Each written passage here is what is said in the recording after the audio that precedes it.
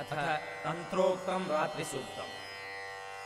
ॐ विश्वेश्वरीम् जगद्धात्रीम् स्थितिसंहारकारिणीम्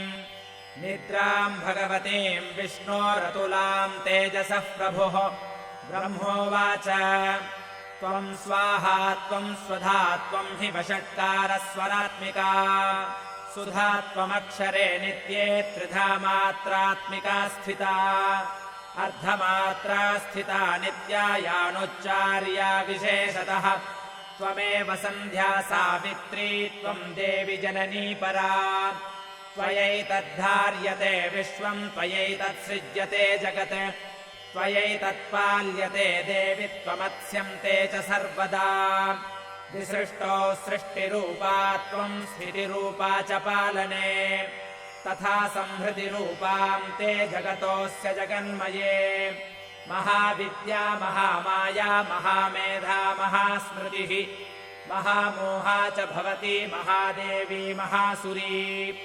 प्रकृतिस्त्वम् च सर्वस्य गुणत्रयविभाविनी कालरात्रिर्महारात्रिर्मोहरात्रिश्च दारुणा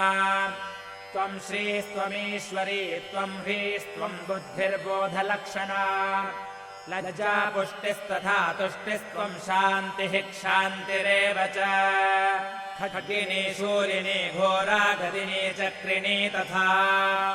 शङ्खिनी चापिनी बाणभुजुण्डी परिघायुधा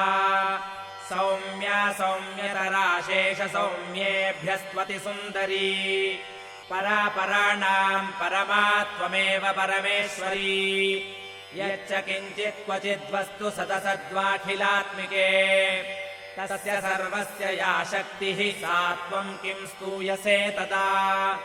यया त्वया जगत्सृष्टा जगत्पात्यत्तियो जगत्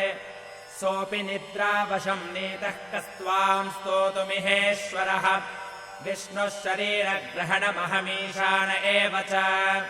कारितास्ते यतो तस्त्वाम् कस्तोतुम् शक्तिमान् भवेत्